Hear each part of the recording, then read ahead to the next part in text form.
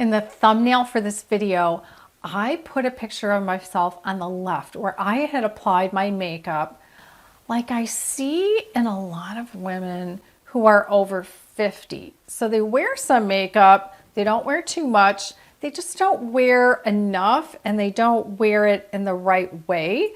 So I'm going to talk about what I did in the second photograph differently in order to look my best. Hi, I'm GloryB and this is GloryB-TV, a lifestyle channel for mature women who want to look fabulous, feel amazing, and age gracefully. Earlier today, I experimented applying my own makeup to my face in a way that I see many women over 50 wearing their makeup. And then I redid it later and took a few more pictures with my hair done exactly the same way, my studio lighting the same way. So I want to talk to you about what I did in the first photograph that I see all the time and then what I did to tweak it a little better, to look a little brighter, a little younger, have a lot more confidence when I look in the mirror. So here's what I started off doing. Now, normally because I have under eye dark circles and I also have tear troughs, which I've covered in a couple other videos, I start with a corrector. And I brought that with me, but if you don't have under eye circles or you don't have that under eye tear trough, then you don't need a corrector. I use this one by Pixi. So I just started with foundation. Now in both cases, I'm wearing the Estee Lauder Double Wear, which is a very nice full coverage foundation. But I found that a different way to apply something like this that's very full coverage is to first go over it with a damp beauty blender. And I have a couple of them here. I've been using my pink one for my foundation, but I didn't do that today. I only used the brush, which can be sufficient, but I found the brush works better on a medium coverage foundation.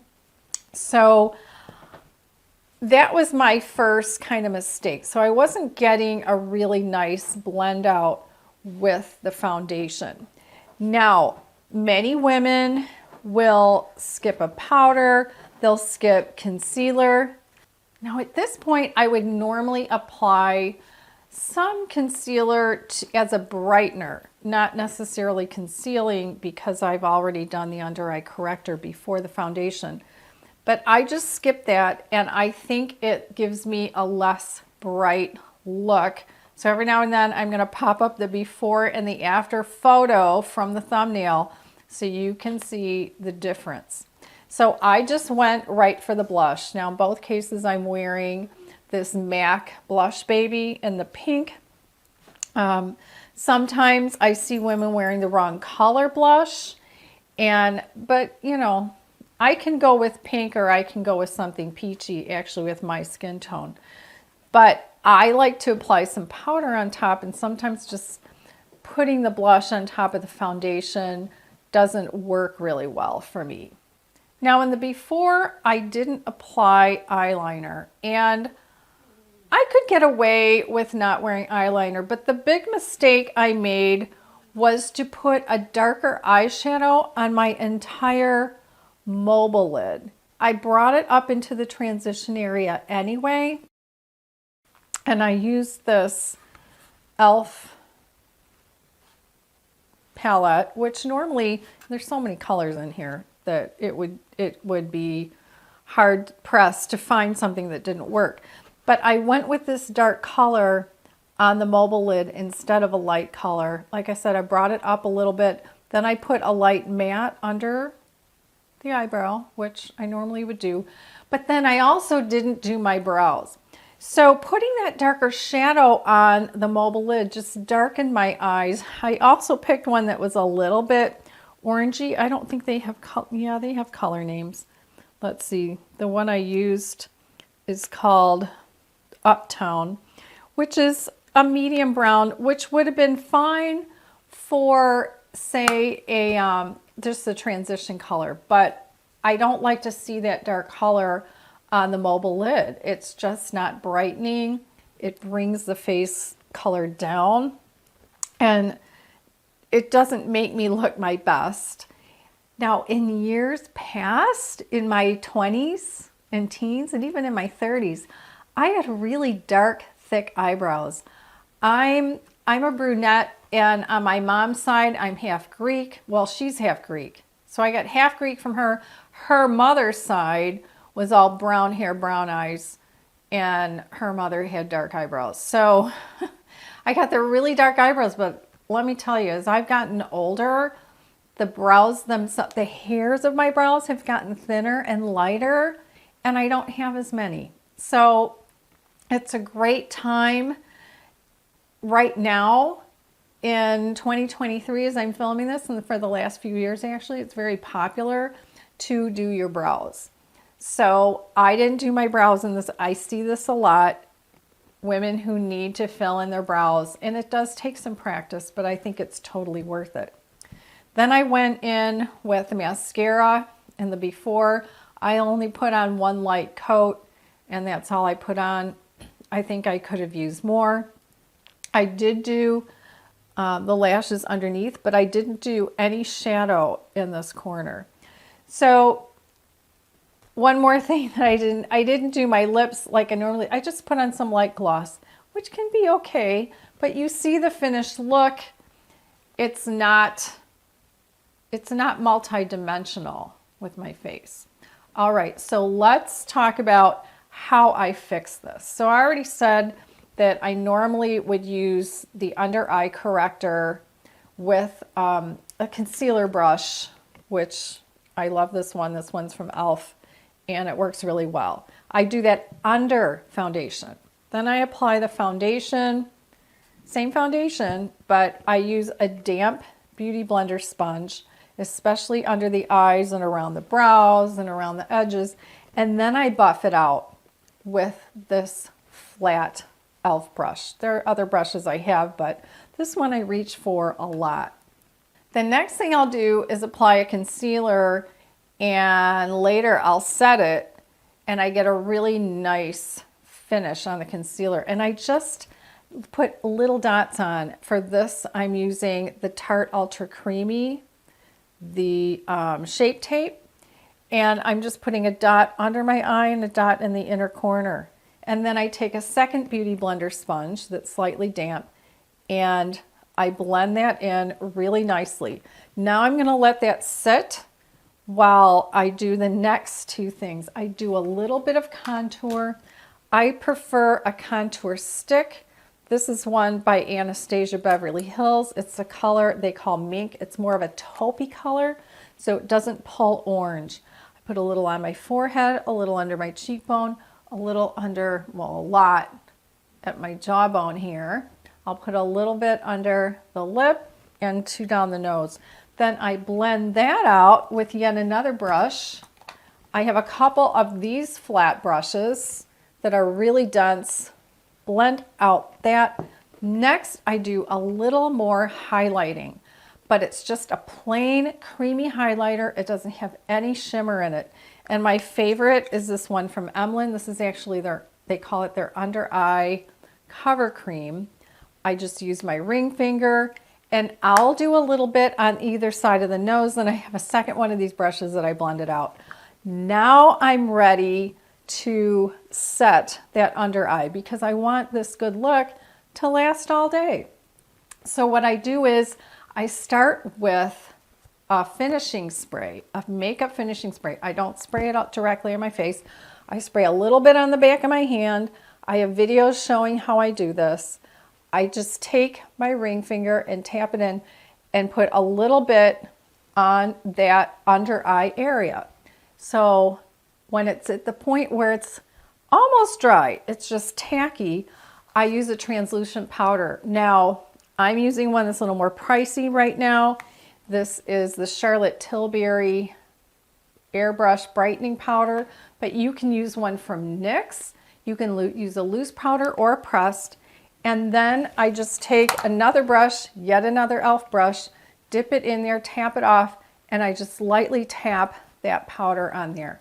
And voila, I've got this nice, flat, really lovely finish. I'm 63 years old, so yeah, we're talking over 50, but I'm way past 50. So then that lasts all day. Then I'll put a little more powder on. I can use the translucent powder. I can use something. I have a Rimmel powder that I like that's inexpensive with a big fluffy brush, and I just do a little bit on my cheeks. If I'm going to be filming, I'll do the nose and the forehead because it shows up shiny on to you all. Then I'm doing the blush. And what I do is I will start with a blush like this MAC Blush Baby, which is matte. Then I'll go over it with another little bit of blush. If I'm doing pink, I love this Milani I'll put the color in the description box below the video. This one has a little bit of shimmer, and I just like a little bit of that on my cheek, and then I'll blend it out with that big fluffy brush. Okay, now brows. Today I use the Anastasia Beverly Hills. This is in the color taupe. I love this one because I don't have to sharpen it. It's very easy to use. It goes on creamy, but not so intensely that I think, oh, I'm gonna be making all kinds of mistakes. When I'm done, that's when I use the spoolie, and I brush it out just to give it a more natural look. So yeah, I need the brows done these days. Then, today, instead of doing more of the e.l.f., I actually took all that brown off, and I used Urban Decay Naked 3. Now, in this one, what I did was, I'll try to do this without showing you the mirror. Let's see. I started off with the plain creamy because that's a matte all over. Then they have two mattes that are kind of light. I'm going to put my fingers on them. And I have a magnifying glass here so that I can see what the names of these things are. They are Limit and Nooner. So Limit and Nooner are the two taupey colors in this palette that are matte. And I use a medium-sized brush with the lighter one, and I go above the crease. That's a transition area. Then I use a smaller brush for this one called Nooner, more in the outer corner, but going up above the crease. Okay. Then I took a little bit of this one in the end. It's kind of a deep cherry color. And it's been a while because now I'm filming this in the afternoon and I'm looking at my eyes going, okay, I just patted some of that in the outer corners here, very outer corner. Then what I did was I went in with a very light shimmer. Now I like a light color on that mobile lid. You see, I have one eye open and one eye closed. I took some other pictures. Hopefully by now I would have posted them here that were not for the thumbnail because I had my eyes closed, but I wanted you to see the before and the after with my eyes closed as well. So I like the lighter color. The mobile lid is this one that moves up and down over the eyeball. I like a lighter color there.